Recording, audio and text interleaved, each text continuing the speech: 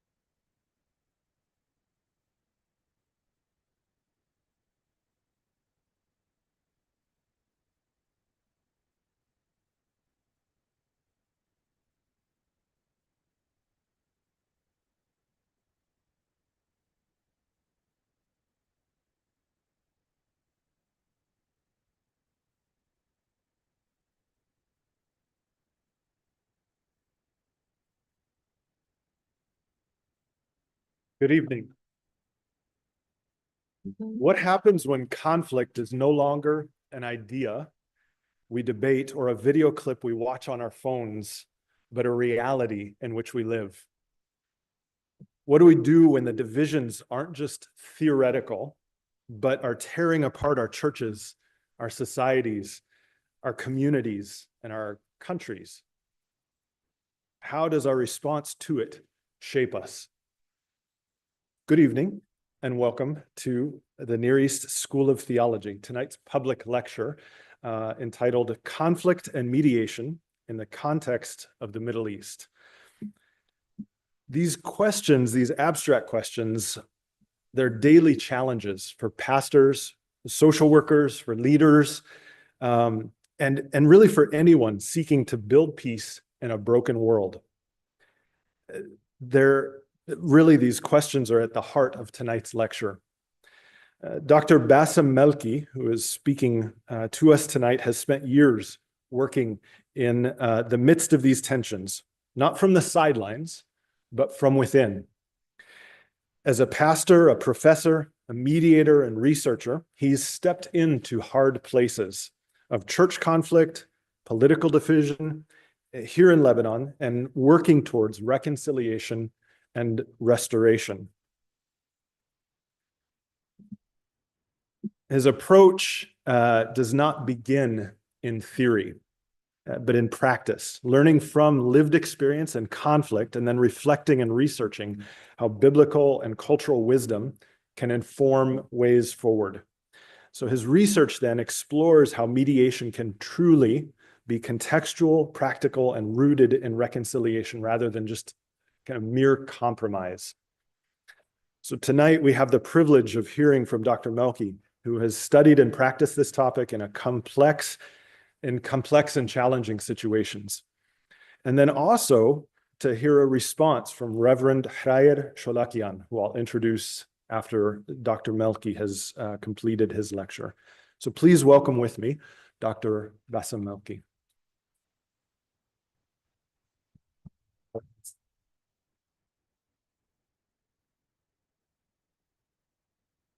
Thank you for this invitation. I am so honored to be with all of you.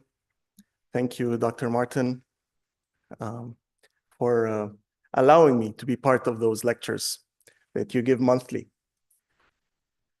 Let's step right in. So you would know what we're going to go through tonight. For the next 40 minutes is an introduction. And mainly it will be in narrative style. I will be telling kind of a story. I will also share about the action research methodology that I use, continue to use, but also used in gathering the data, and I use it also in the dissertation that I did. And then I'll share findings, and I hope they're exciting. We'll look at the cultural lens, the Middle Eastern cultural lens. We'll look at biblical theological lenses, although for tonight, I ended up removing the theological part, because once I start theology, I don't know where to end. And so I thought, let's not get into it. But you can ask questions later. And then we'll look at the resulting theory of mediation, which is a biblical contextual model. So how did this start? I don't know if you have experienced something like this in my early ages. I've been bullied. I don't know if anyone of you have been bullied. And through school. And then to counter this, I learned how to bully others, which was more fun. But that created hurt. And because of sensitivity that I discovered I had, that actually hurted me more as I hurted people, others.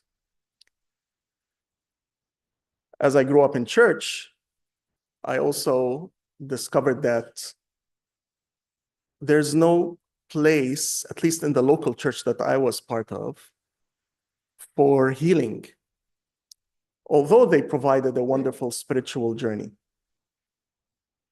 But I was hurt there too. Maybe some of you have experienced some spiritual abuse.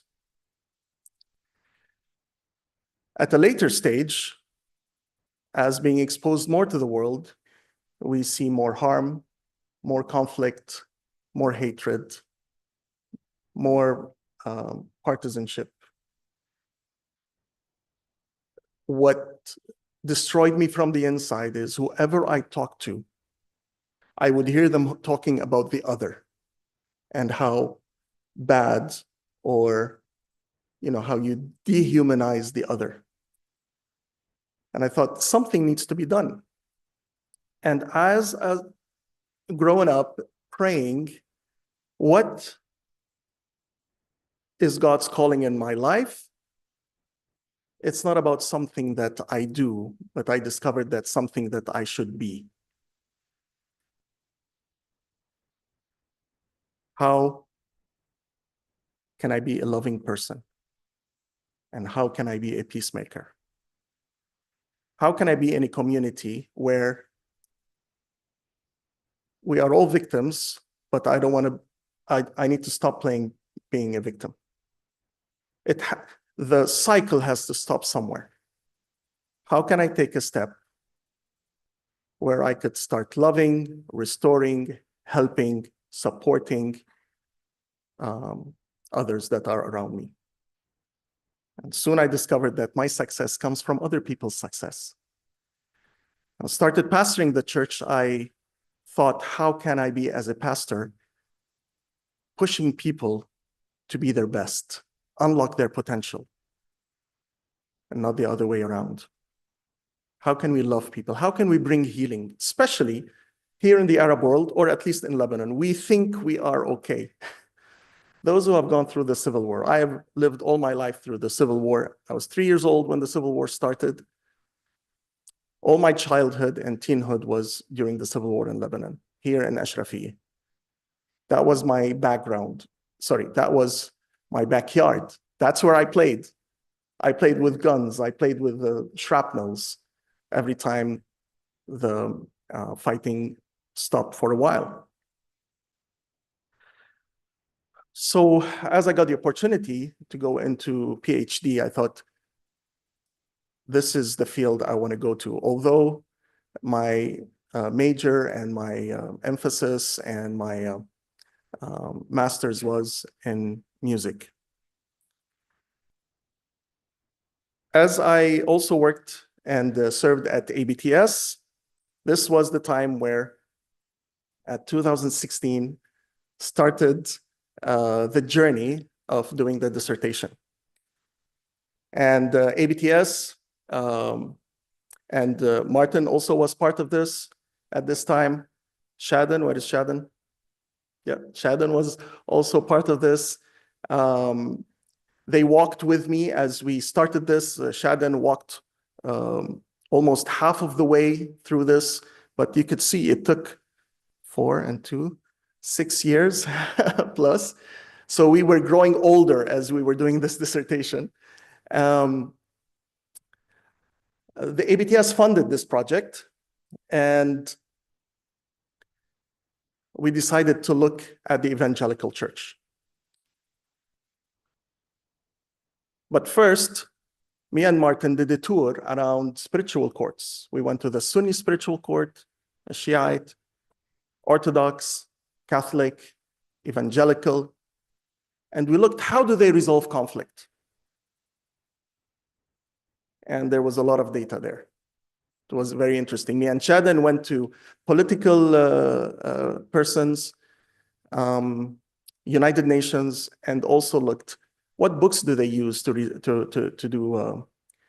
resolve conflict or to do peace building? So we learned from that too. I'm not going to show any data here because there's tons of data.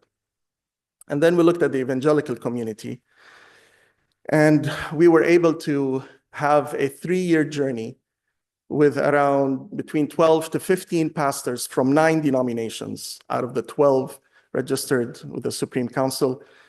And it was amazing that we were able to come together. There was almost one or two from every denomination, and we had a 3-year journey. And Pastor Hrayer was one of those pastors. So we looked at stories of unresolved conflict and stories of reconciliation. And we collected data. And this was also, part of it was during Corona, so we were doing it over Zoom. We were meeting almost weekly. We were looking, how do our churches reconcile? How do members in our churches reconcile? How do people, when they have conflict, how would they respond? How would they behave? What is the theology behind it? Are pastors trained to resolve conflict, to step in? And one of the things we discovered that pastors became part of the conflict as they stepped in to resolve.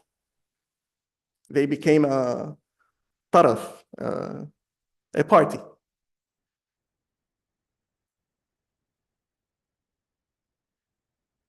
The methodology used throughout this was the action research methodology. AR, action research, is a qualitative methodology that pursues both action and research. The approach is uniquely suited to researching and supporting change. It integrates social research with exploratory action to promote development. As I was looking at case study, as I was looking at other methods, if I want to give the explanation of a pebble hitting the water, making Ripke snapshot, and you would research that.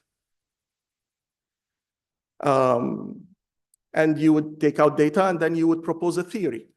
Grounded theory would be, as you let the pebble go, hits the water, it makes ripples. Grounded theory would be looking at what are its effects. And that's great. Action research would be, I take this pebble, I throw it in the water, it makes ripples, and then I go, what if I change this pebble? What if I make it more round? What if I do this? And then I hit it in the water again, and I see the ripples, and I research that, and I say, okay, let me refine that theory, implement it, and do it again. And we could do it in as many cycles as we want. And this is a never-ending research. By the way, this ended in 2022, but it's still going till today, still learning. So what does AR involve in practice? It involves a researcher, community members, let's say stakeholders, and that was the pastors. There was only one woman between them, the rest were men. We were working together to improve the current situation that we're in. Action research has a dual commitment, both to study a system and to collaborate with its members in order to bring change. It does so by seeking opportunities for improvement and proposing new courses of action that can help improve practices. Thus, the researcher both conceptualizes and participates in the process of constructing transformative social action. Action research is research with people, not on people. It develops reflective practitioners along the way. The process of living out the recommended theory into application. And that's the thing is, we don't have to wait till the end of the research and then have a book and see then who's going to read it. Actually, change is being done along the way. By the time we finish the research, all 15 members, the stakeholders, I, and whoever was in this project, we were changed by the process. Not only that, the change was impacting the community those leaders were part of. So I really encourage action research. I'm not sure how many of you are students here at Nest. That is one way of doing theology, theological studies in the future, dissertations or in the master's. So action research is just several cycles of observation, analysis, theorizing, and then taking action, and then observing what happened. You analyze the data, you theorize, and you take action, and then you keep doing that. So why use action research? Sows the seedbeds for change. It starts a momentum of change. It seeks to understand the world by changing it. Its responsiveness is one of the most compelling reasons for choosing AR. Because as we're working together, they are the pastors or the shepherds, we're calling shepherds, they were the stakeholders. So when we would analyze the data, I would ask the question, what's next? So we worked on peace, and then we saw like 7 elements of peace. And I would say, okay, what do you think is most important? What's next? And they would say reconciliation out of, let's say, justice and other things. And then as we worked on reconciliation, what's next? They would go, between confession, confrontation, repentance, and forgiveness, let's work on forgiveness. And then I would go and do literature review, theological study on forgiveness, and we come back and talk about forgiveness.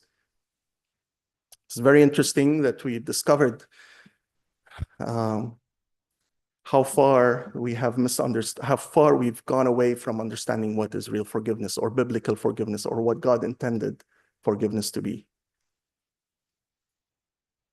In Arabic, we use them as a synonym, غفران ومسامحة, but they're totally different. In English, it's forgiveness. Does anyone know what مسامحة is in English? Pardoning. Pardon. To pardon someone. And you could see it in English. Forgiveness is not pardoning. So as we worked in this, there was a lot of healing. The healing was because we've understood forgiveness wrong. And we thought forgiveness is forgetting and allowing hurt to continue and injustice to continue. Forgiveness is not that. We can talk about this more later if you want. And action research fosters participation and empowerment. Because as they were thinking, they would say, okay, what's next? What are we going to do? And then they would come and say, I'm going to try this. I'm going to try this. And it was exciting and it's empowering them. I never, hopefully, took a decision by myself or took a decision for them throughout the research. It was always, every time we came together, I would bring the data to them, analyze, and they would go, did we said all of this? So we made sense of all of this, and then they would choose the next steps. And you know why it was effective in the Arab context or in Lebanon? Because it never showed any judgment. I never came with the idea, I know and you don't know. Or you're less. It's just, this is where we are. How can we move forward? Also because there's no personal agenda and no personal interest. I was never telling them what to do. There was no teaching top down. And every voice was valued in the process. And it agitated their minds. It advocates for transformation. So let's look at some of the findings. The problem is not conflict. Conflict is always an opportunity. If resolved, actually we can move forward. We learn from conflict. The problem is unresolved conflict. That's what kills relationships and communities. It's like cancer. It never goes away. We can never just sweep it under the rug.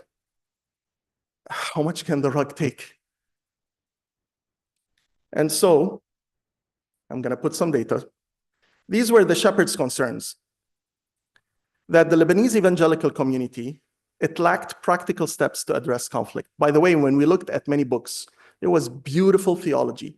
Christ died on the cross, the blood of Christ reconciled everybody, made us one. Okay, but if Harayer hurt me, what are the practical steps to take to resolve this conflict? I don't know. That was missing. Many people knew the Bible inside out. What's the next step? I don't know. Also, that the role of the pastor is not clear in resolving conflict. Do they coach? Do they mediate? Do they arbitrate? And we discovered that the pastor goes from knowing the conflict, and instead of pastoring, coaching, or mediating, goes straight to arbitration. You do this, hug, kiss, or becomes part of the problem and it never works. Church members resolve conflict not as a new creation. And that was so alarming when all the pastors unanimously said, the way we resolve conflict in our churches is worse than the rest of the world resolves conflict. And that's why the church lost its credibility. We might have the best preaching, we might have the best worship, but nobody talks to each other.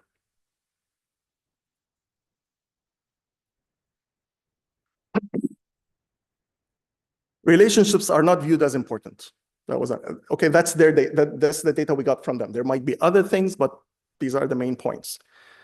So again, if me and Martin relationship is broken, we don't talk for a month, who cares? Let him live his life, I live my life. It's not important that we actually work on that relationship.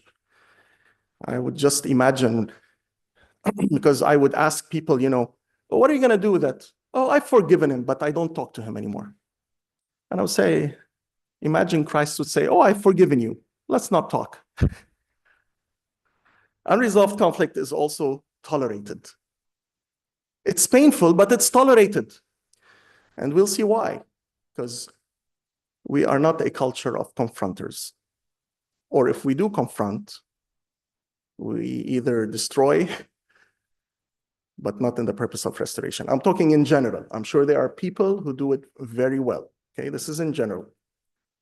Also, causes of broken relationships, apathy, again, towards others, unwillingness to invest, lack of love, invest in the relationship, or lack of love. We're talking about members of churches here, okay? Toxicity, envy, lack of transparency, honesty, or lack of honesty, and lack of trust. Basically, trust is the killer.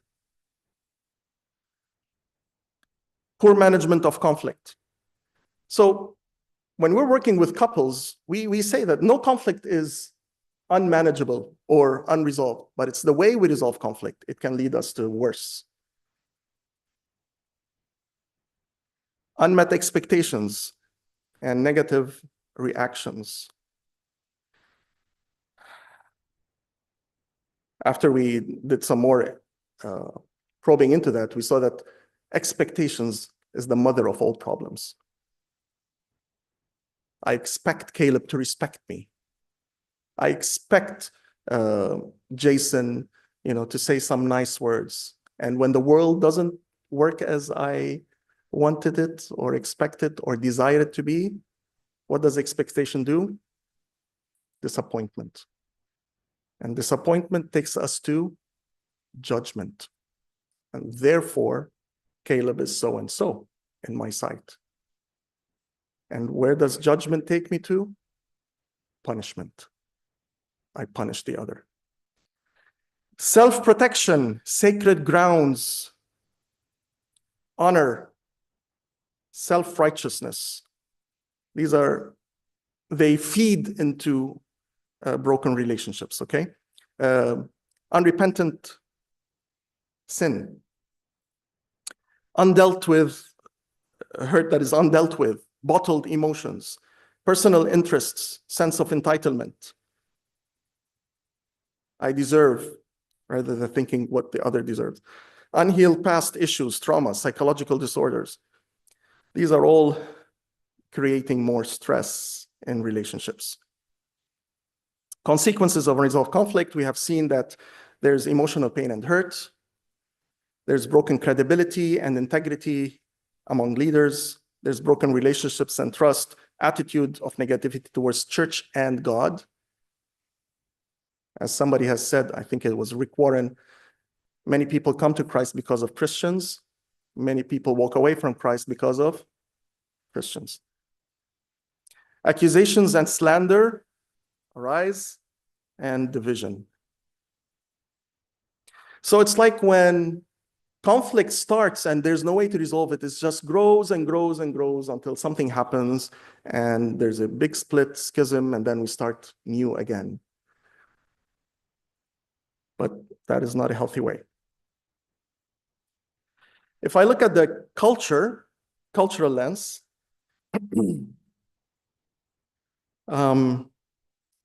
we've identified that we live in a shame and honor. Now there are levels, but if we unpack shame and honor, here again in Lebanon, and you could see shame and honor from Latin America, Africa, Middle East to the Far East, but in different levels, in different ways. Not to say that one culture is better than the other, but it's important to know the weaknesses and strengths of every culture. So the thing is, honor becomes what's important. We're brought up on shame and honor, on not what's right and what's wrong. So shame is what brings guilt, and not that because we broke the law, for example.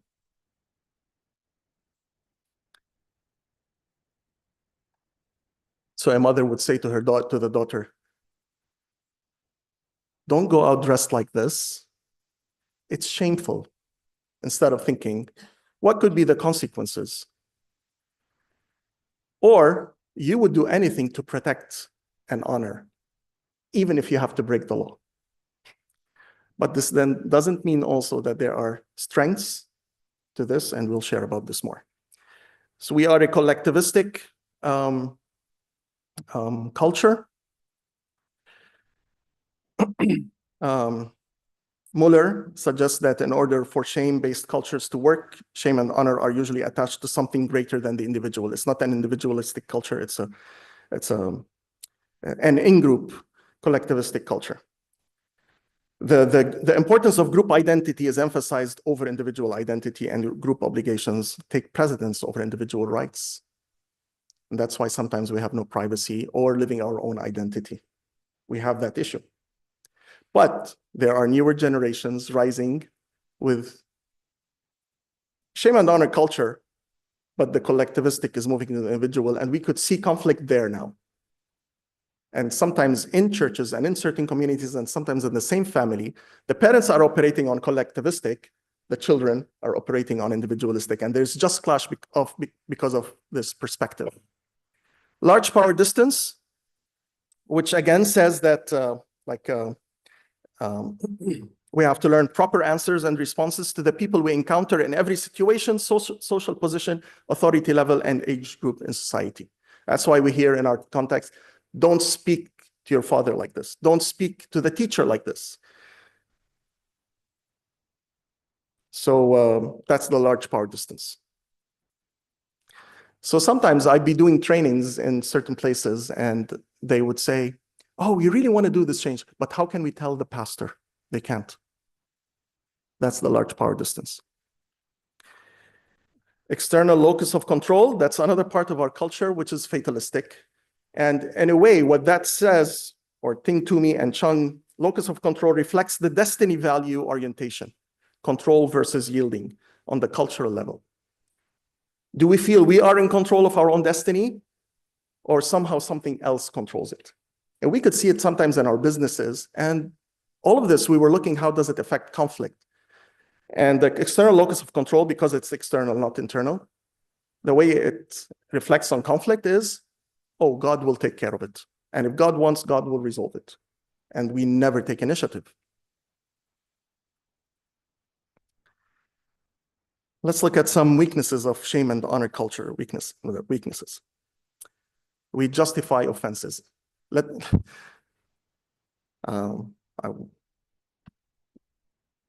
you resonate with this?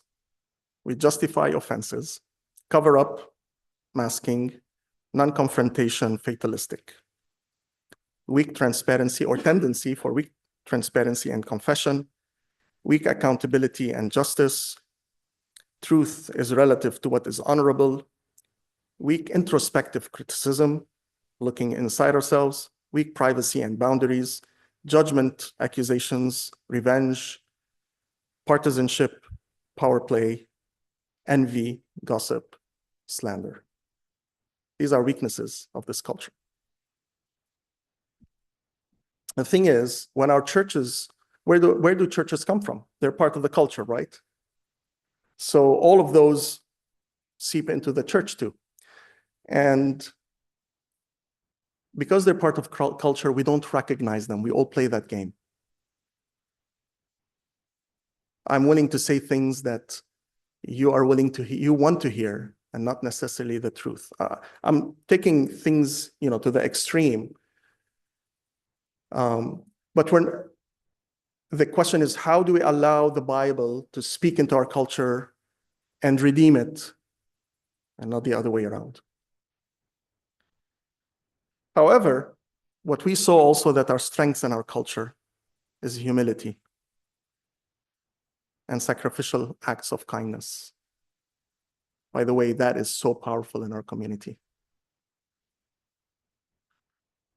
We've seen it, right, in the war. People were next to each other without thinking about backgrounds.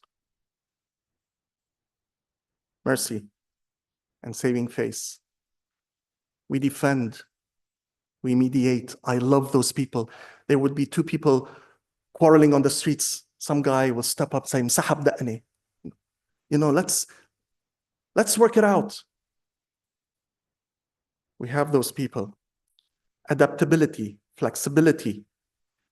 Could be our curse, but it is our blessing. Reputation of community. We care. We care about each other. Respect, submission, harmony, and loyalty. Now, you could see how all of those could be spent in different directions. So how can we take those positive things and build on them for better reconciliation in our communities? And how could we work on the weaknesses so the Word of God could speak into them and change our mindset and attitude and heart? So with all of this conflict, and then there's the salam is the climax of the priestly benediction in Numbers. The Lord bless you and keep you, or watch over you. The Lord cause his face to shine on you and be gracious to you. The Lord lift up his face to you and give you peace. Hebrew shalom. Not going to get into the meaning of it. But maybe you've looked into it. It's just the well-being of everything. And this wholeness. So where is that? In our personal lives, in our family, in our communities. Salam is also the climax of Isaiah's description of the coming righteous king. And his name will be called Wonderful Counselor, Mighty God, Eternal Father, Prince of Peace.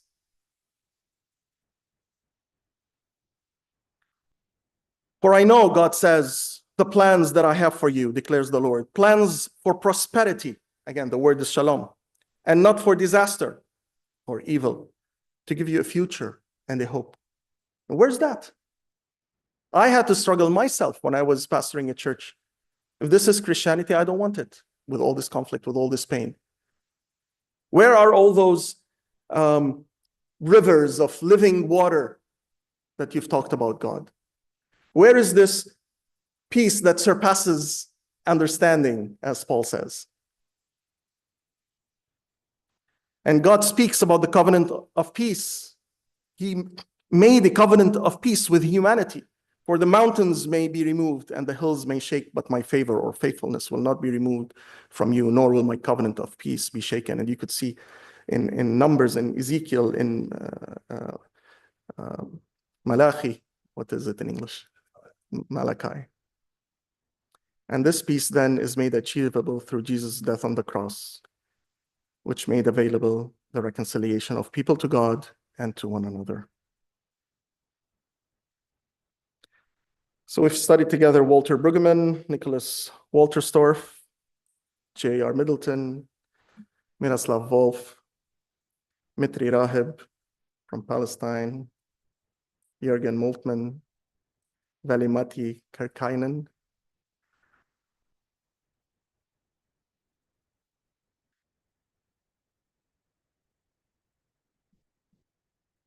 Biblical salam is the essence of the divine action and intervention. Biblical salam touches, embraces, and energizes every possible relationship with God, within ourselves, with each other, between communities, between churches, in public affairs, in economy, in the ecosystem, in the cosmos. The Godhead expresses the nature of perfect relationality, and this relationality is based on an understanding of love expressed in and through restoring all relationships of salam. Now, all this requires the presence of God, the Father and the Son and the Holy Spirit continuously at work, and the people of God responding to his will. And in the pursuit of peace, we are to seek justice, righteousness, unity, love, mercy, truth, joy. We need to continuously evaluate and mend our ways, challenge ourselves through the work of the Holy Spirit and Scripture in order to be aligned with the will of God and his desire for humanity. His will is not for only a group of people or a certain sect or a certain religion. It's for all humanity. And blessed are the people, are the peacemakers, because they are called Son of God, children of God. Now, be mindful, it's not that if you become a peacemaker, you become a child of God. But this is a powerful statement that every child of God, okay, we are all God's creation, but those who really go after God's heart, whatever religion you are from, who go after his own heart, you should be the best peacemaker. Because God is our ultimate peacemaker. He's the Prince of Peace. And peace is a force, a weapon that destroys enmity, heals relationships, and unlocks potential. And Paul says, to that in himself, he might make the two one new person, in this way establishing peace. And he came and preached peace, the Greek word eirene, to you who were far, and peace to those who were near, Jews and Gentiles. For through him we both have our access in one spirit to the Father. And then Paul says, he himself is our peace, talking about Jesus. So now we looked at another framework, and we look at what were some biblical theological ways to restore peace. So I don't know how much is, yeah, I think it's seen. So the mildest or the least confrontational is overlooking, okay, on this side. And sometimes it can be as much as overlooking. It says in Proverbs, when you overlook, you actually win the fight. However, this doesn't mean when there is hurt, but there are some things that you can overlook. And because we've realized you overlook, because when you look at yourself, you're the problem, you change, and you don't need to confront the other. However, if there's hurt, and you need to restore that relationship, you need to go into interpersonal reconciliation. And not just working on the relationship, but you need to go into negotiation if you need to work on substantive issues. So if there's rights that are being broken, if there was stealing, it's not just the relationship. You have to work on how to resolve also the substantive issues. Now, the first three you could do on your own with the other person. But then if these don't work, you need to get help from a third party. Do you remember the scripture, Matthew 18, 25? If your brother sins against you, go and rebuke him between yourselves. If he listens to you, you'll win him. If he doesn't listen, bring another one or two with you, 2 or 3 witnesses. Escalate it. But instead of escalating the conflict, you're escalating the reconciliation. It's as if you're saying, I'm not going to allow our relationship to be destroyed. We need to work on this. I'm not going to allow for her to continue. We need to work on this. We need to bring healing to us and to the community. If he still doesn't listen, bring the whole community. So then you go into mediation or adjudication or arbitration or accountability. Now there are, on the blue, you keep going in a less confrontational. You go to the denial and then flight, running away from things, and then you could ultimately go to suicide when you just want to run away from everything. Everything becomes conflict around you. So what's the difference between denial and overlook? You overlook when there is no problem, you think it's a problem. That's good when you overlook. Denial is when there's a real problem and you decide to overlook. That is denial. You don't want to do that. You need to go to reconciliation then. I'm not going to explain each one. They're going to take some time.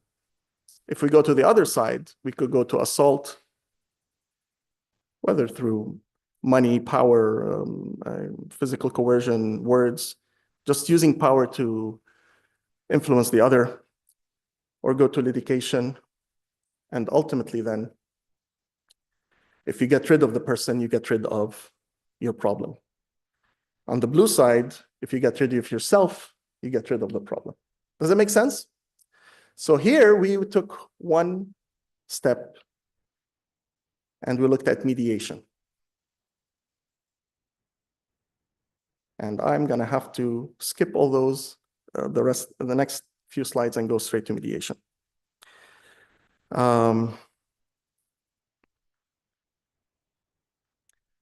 So the resulting theory was a biblical contextual mediation system. How could we do a mediation? After looking at books written on mediation, not necessarily spiritual or by Christians, just fantastic books, very powerful books that work, but we didn't want to import. We wanted to see what works in our context. So we looked at something that would work contextually in our culture. After looking at all the hindrances of our culture, how could we incorporate all the strengths of our culture and then bring also the biblical part? So you could see how daunting that task was, but this is the outcome. Now, don't think it's something big, but this is how it is. So usually mediation is usually straightforward. You bring two people, they're in conflict, you put them together.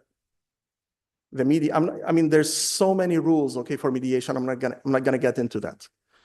But you put them together, you tell them the rules, you try to help them work it out. A mediator never makes the final judgment, but helps them to reach a solution and a certain commitment. We found out that in our culture, we cannot do that. We have to start with every party alone. And we also discovered that the mediator has to do some first self-examination and preparation. And there's so much into that. So, as a pastor, am I related to any of those parties before I do anything? Do I have equal passport or rapport with both? Are they both in agreement that I would step in? Have I hurt any of them before? Are there any undealt with conflict or feelings with those people? So there's self-examination. We saw that because even if somebody from totally outside comes in, you know what the two parties would ask? What family are you from? What religion are you from? What party are you from? And it also would break into chaos if you're not Lebanese, if they are Lebanese. So there's some self-examination and preparation. Then you go into individual meetings, convening, storytelling. You hear each person out. They're going to tell each story as if they are the hero or the victim, but they are the ones at fault. Sorry, the other is at fault. They are being faulted at. Then, after you prepare them and you tell them we're going to go into a joint session, you prepare them. What are you going to say? They go into a joint session. And you know what happens? All hell breaks loose. Nothing you talked about, this is what we've experienced. Nothing you talked about works. But so why did we do it alone? Because after then, they discuss, they do storytelling. By the way, they start by being very nice, gracious, but then there's accusations and then it escalates and then you have shouting and maybe throwing things and then taking out papers and recordings and this is what I have against you. And they hurt each other in that meeting. But this is when it works. You take them again. What have you done? Do you want Christ's karame? Or you want your karame? Dignity.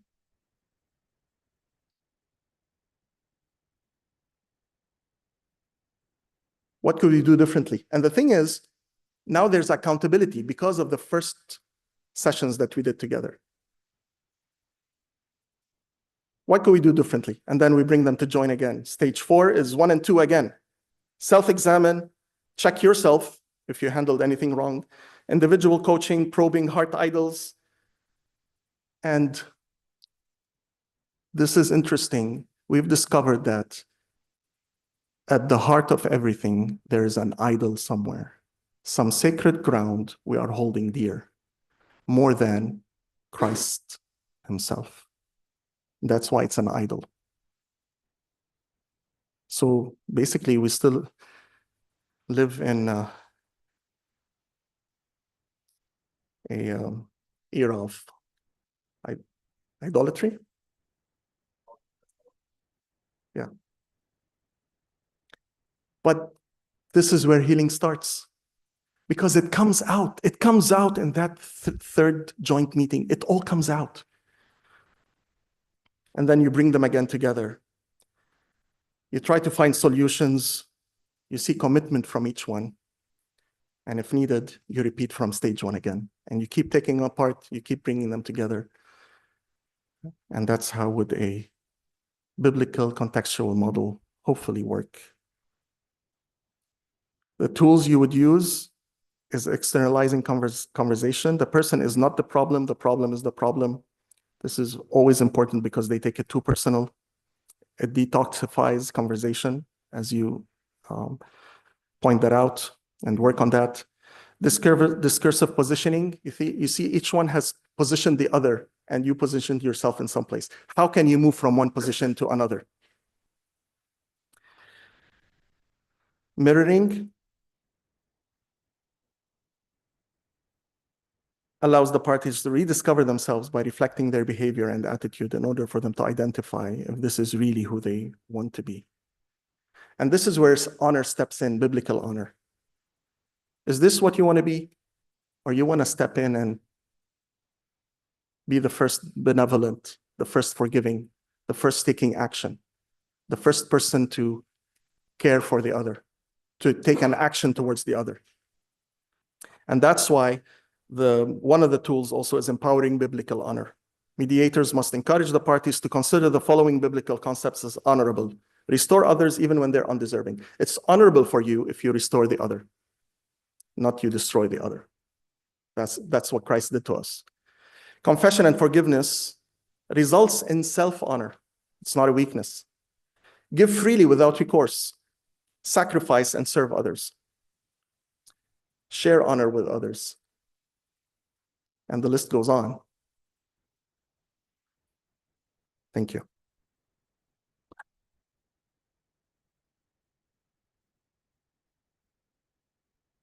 Thank you, Bassem.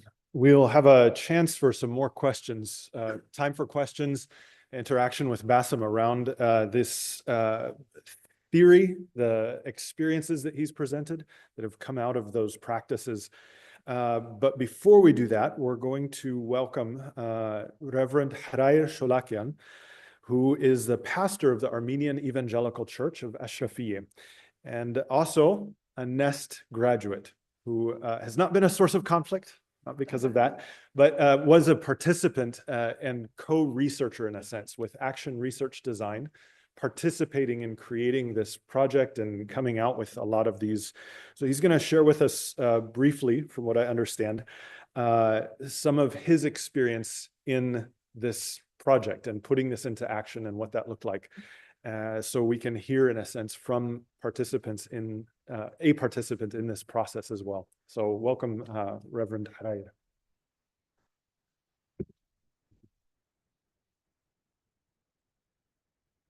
Thank you, Reverend Bassem. I will call him Reverend Bassem because when we started, he wasn't a doctor. And he's a doctor now, and I was expecting a prescription for the pastors after the mediation. You don't have it now. Okay. And but I really would like to thank Reverend Bassem for his endeavor and contribution, not only in the topic, but for developing a local theology of peace. As you said, there are many books, many theories, but working on something local is valuable for us. And I thank you for selecting me. I don't know how, but I was selected. It was arbitrary. And then I'm glad I was part of this research. And of course, we need more of this, more of the local theology and the local peace in the region. It was almost 6 years ago, as if I remember correctly, that I was approached to be part of this research as part of the evangelical churches in Lebanon. And as we heard, the study was focused on conflict resolution and peacemaking. But I'm thankful for today because I had forgotten a lot of what we had spoken and what we had done, because ever since that date, when we started, so many things happened. Financial breakdown, COVID, port explosion, what else? The last war. And looking back, I can see that this project, this dissertation, was again part of God's plan, as if, and was very timely for us in the Middle East, in the churches, because we felt that we need more of peace now than ever. For me personally, it was an eye-opening experience, because as pastor and as a person, I had faced a lot of conflicts. Not a lot, but conflicts in my life, in the church life. But I had never viewed this in this context, in this way. And being asked questions helped me to unlock a lot of thoughts in my mind. The topic was not new, but the approach was striking, and it brought the whole thing to the center of my ministry. It is also clear to me that my practice and life, as most of NEST students or graduates know, are shaped by our theology, how we view God, who God is for us, and then our life becomes a mirror of our theology. And as you said, I wrote it down here before you said it. So we preach about a God who came down to bring reconciliation and to close the gap. But how? How does that work? If this is my theology, if this is what I'm preaching, how is this central in my personal life as a person and in my proclamation of faith? I'm also very glad that after our individual meetings, which went on for a while, in person and then because of the COVID over the Zoom, we had the opportunity of coming together, all those who took part in this research. And later, I believe a wider circle joined us, right? Different occasions. And I think doing this served more than one purpose, at least for me. It was very helpful for me to hear from other pastors and their experiences. And this enriched me and also comforted me because I felt I'm not alone in this as I serve the church. But also coming together and hearing from each other also was, if I may, an indirect way of creating a peacemaking platform between us. I mean, we were not just talking about peace, but we were talking with each other. People whom we might not know very well, but then maybe we had some distances because of preconceptions about each other. And this helped, the coming together helped us to create bridges between ourselves. This provided a good platform for Christian unity. Regarding implementing what we had discussed, I also recognize the importance of talking about the topic, both the theology of reconciliation and its psychological and practical expressions within our church. And we had the honor and blessing of Bassem Dr. Bassem being with us in our church, because I had never thought that this can be a topic that can bring all the leaders of the church together and then discuss this topic with them and maybe revealing some problems or creating some problems because of the topic between the leaders and reconcile people in the church who are serving the church to know how to deal with their problems and then with problems of others. At the end, I want to maybe say 2 points that I see as something we should keep doing. And I'm glad that you said it, Dr. Bassem, that this is an ongoing project, because conflicts are ongoing. They don't wait. I mean, they don't stop, they just continue. In my mind, when we discuss about peace and reconciliation, I might be tempted to think and speak about Christian versus non-Christian reconciliation, which is indeed very substantial and should be on the agenda of the Christian church, our agenda, to reconcile with non-Christians, whoever they are. Yet before moving on to this dimension, I believe there is a lot to be achieved intra-Christian relations and peacemaking within the Christian community. Again, not only between the different mainline denominations like evangelicals and Orthodox and Catholic, but still, I think we have a lot to do to work between the evangelical churches and pastors and leaders to come together. As I wrote it down, still there is an elephant in the room, and we have to address that. We sometimes gossip about that, but we never address that elephant. And I think if we are going to move out of the church to create a space for peacemaking, we should have that experience in our churches first. And I'm glad that this is an ongoing thing, and I wish to be part of this as we continue this endeavor. And the second dimension, and I will be very interested to see this develop further, is education.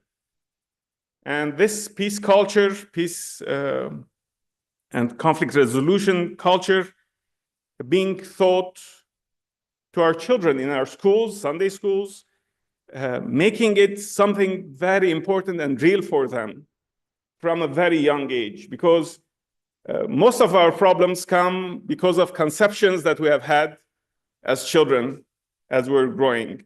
So I don't know where this takes us. Maybe this is our responsibility to develop further, but what we do with our children and youth, I see it as very important. And I believe that what we learn in theory and in experience in our churches and from your research should be translated into our curriculum in our schools.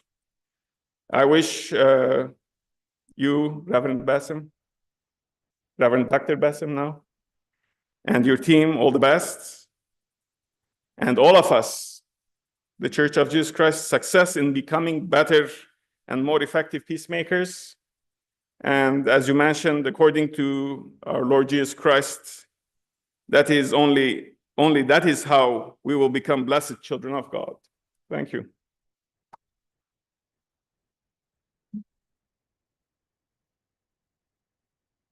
Well, thank you so much, Reverend.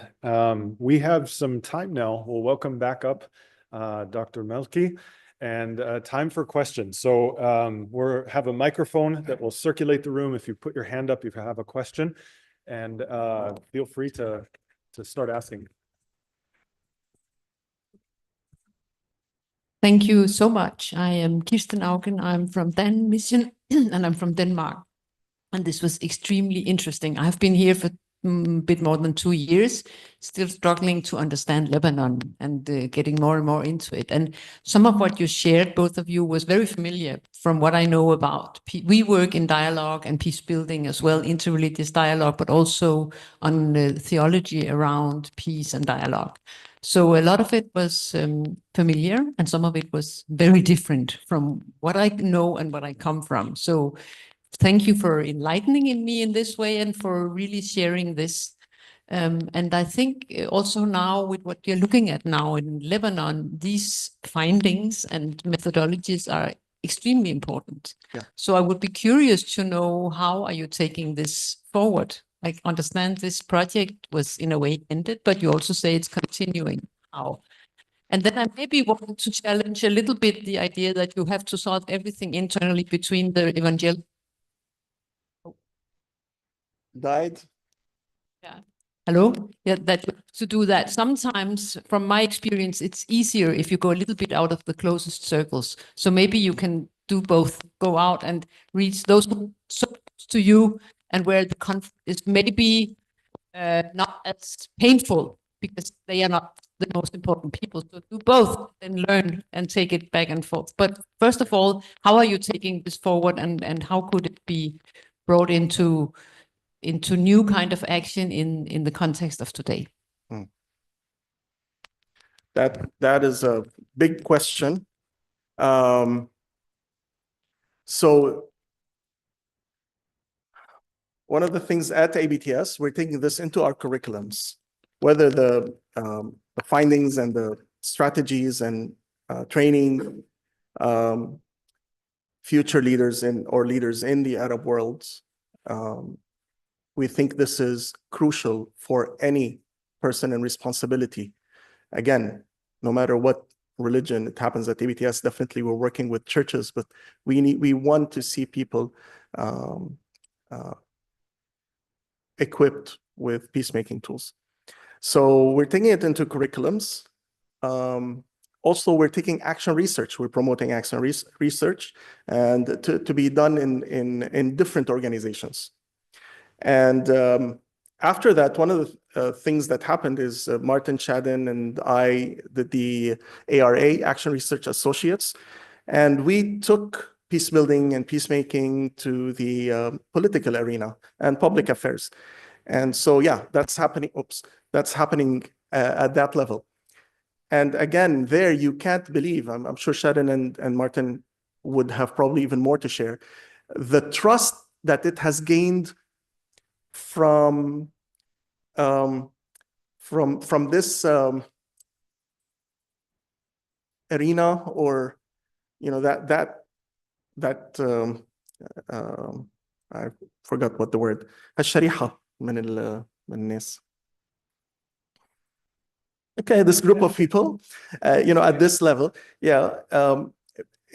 because in action research, we don't come in with agendas. We don't have interests, and it's gaining trust, and it's that is another day of sharing the fruits of that. It's amazing.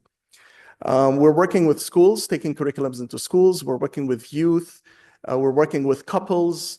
We're working with premarital counseling, with those preparing expectations.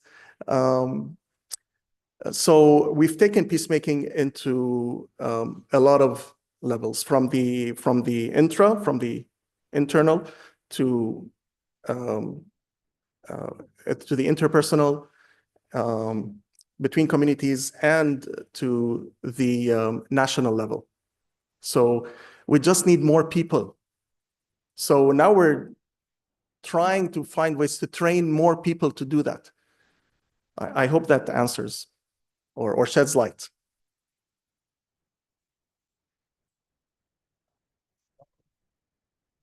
Yeah. Welcome. Bassem.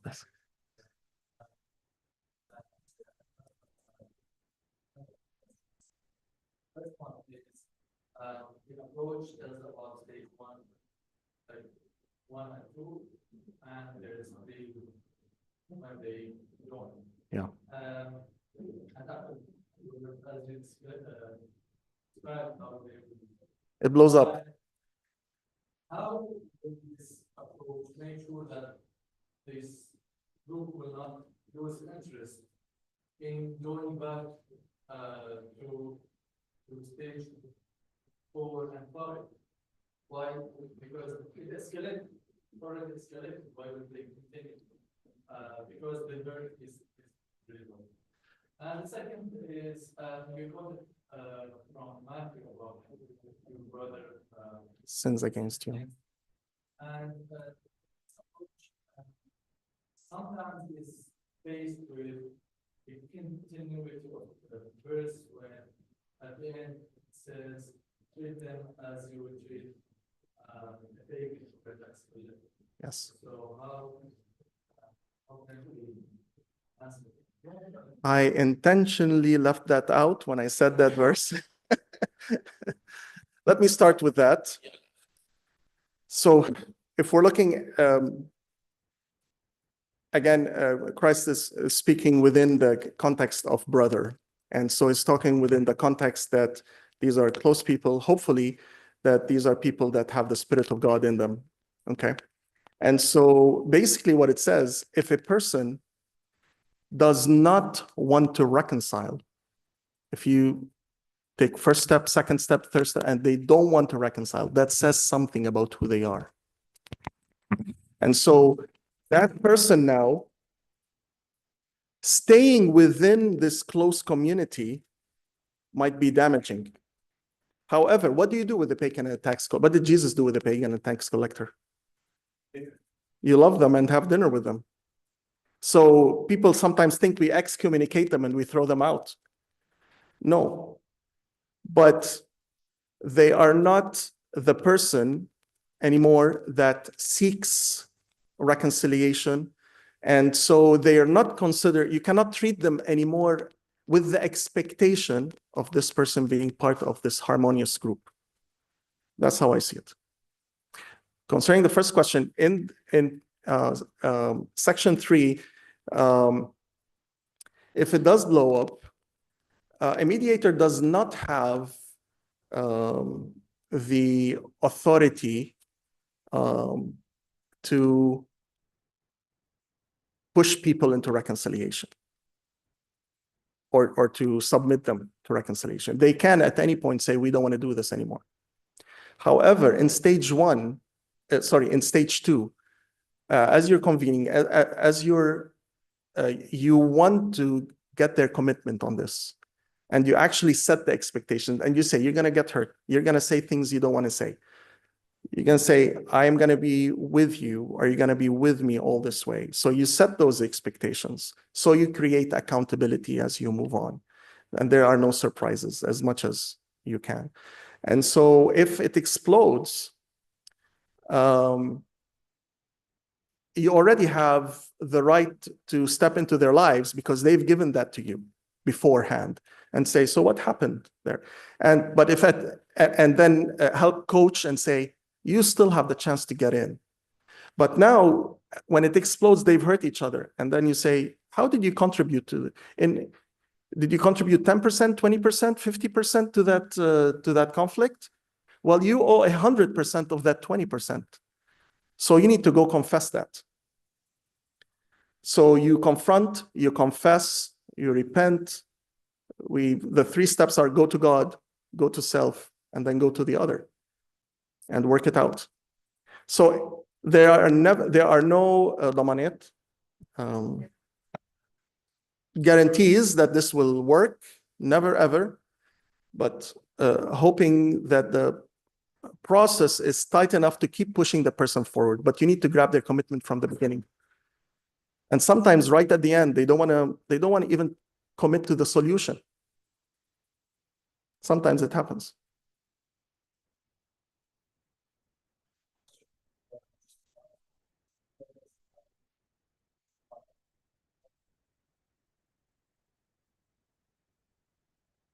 Thank you very much.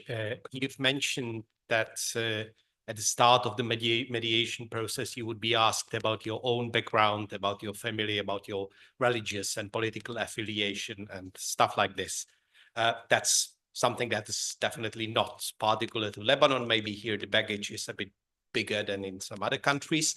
But my question would be, from your own experience, is it easier for you to facilitate the mediation for people with whom you share some part of this background, or is it easier to mediate for the people with whom you don't share this kind of background? Thank you. Excellent question. Thank you. There's pros and cons to each. For those who I share with, there's some kind of maune. What is that now in English? So there's, I mean, again, some kind of rapport with the other person. But you never have the authority. But in this context, sharing the identity means sharing the honor and sharing the shame. So I could easily say, we're in this together. And we reflect God together. So these are some of the pros. The cons is they might not trust to come to me because I might know too much. And I might know too much about the family. And I might about the baggage or the history. From the other side, the pros and cons are, again, just the opposite of that. The cons are that I might have no rapport at all into being friendly and close to that person, but that might be a good thing because I don't know anything about this person. So I don't know if you've realized that sometimes there, in some Arab communities, a foreigner would come. People will go to that foreigner and just tell them everything, all their problems. Yeah, because yeah. And they never share it with anybody because they know this person is coming and going. That's it. So they might trust and say and would express everything if you are not part of this close circle. But the cons are on the other side, yeah.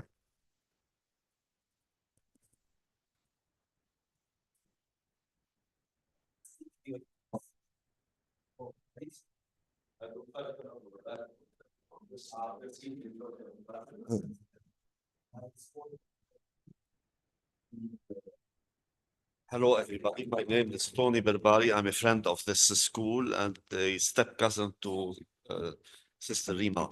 I have a small comment. We really need peace in Lebanon, in our churches, in our schools, in our friends. Jerusalem means the city of peace. Salam is, as all of you know, Jerusalem. Shalom is peace, and we have really a problem of war everywhere. Yeah. In our country, we are burned in Lebanon. In Palestine, the country of peace, it's really very bad, the situation and everything. Jesus has said, طوبى لصانعي السلام لأنهم أبناء الله يدعون. Blessed are those who make peace because they are called the sons of God. We really need peace everywhere, and this is a great speech about a great speech about peace, about our love, about devotion.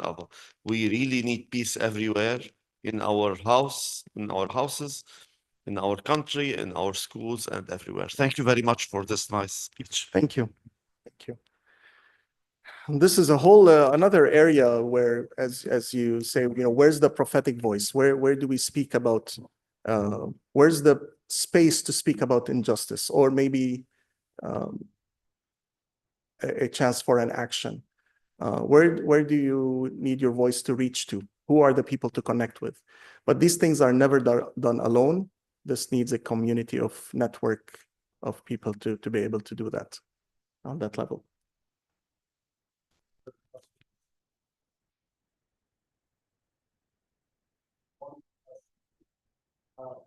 I told you not to ask questions.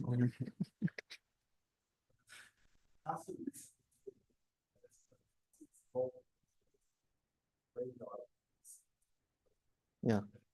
Nothing, they know everything. They just have to bury it. How can a pastor who has this role of burying all of the programs and shame of the church have a role in mediation? There's a sense of neutrality that they have talking about mediation. What is that?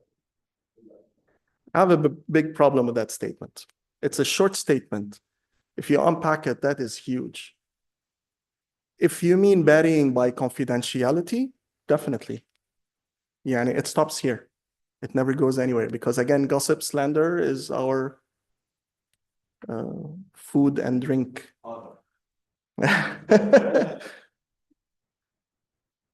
But burying it, which means doing nothing about it, that kills the pastor with no opportunity to do any difference. So when people come to me and they share it with me, I just want to tell you this, that I'm feeling this and this, or this person has done this and this. I always ask, what are you going to do about it? And then I could say, how can I help or support? So confidentiality is there. Never leave anything untreated or unworked on or unrestored. You could see how little conflict can create a lot of hurt and pain, and then a lot of work to reconcile. When we start realizing this, we start working not to do conflict as much as we can. But so as pastor myself, at one point, burying it or what's the word? Suppressing it is on all levels wrong. The physical, psychological, mental. I don't want to keep things with me, actually, where I know there's wrong happening, and this person just told me, no, this is a responsibility. So when one person tells me there's something wrong in any way, whether personal or with others, I challenge them to do something about it, because these are the opportunities to grow. The other thing is, sometimes pastors shouldn't be in that place anyway. Okay, there are other people in the church who are better at counseling, who are better at therapy, who have different gifts. And sometimes we get to a point where the pastor, after 2-3 years, they fall into church maintenance, and we're just doing maintenance, and we never move forward anymore or have any vision or even lead. So I don't know if that helps shed light onto that. Thank you very much.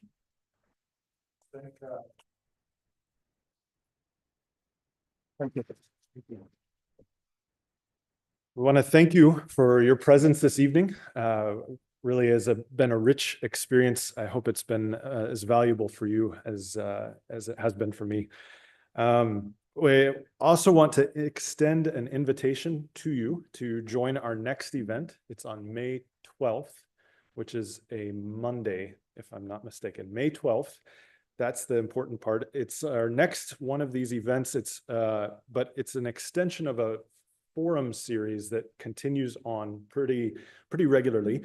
The topic is, it's a part of our Christian Muslim forum, and the topic is dealing with prophetic narratives in the Bible and the Quran. So looking at both of these together for our Christian Muslim forum. And that's the end. We'd like to invite you to coffee, tea, refreshments outside right afterwards. So thank you for being here.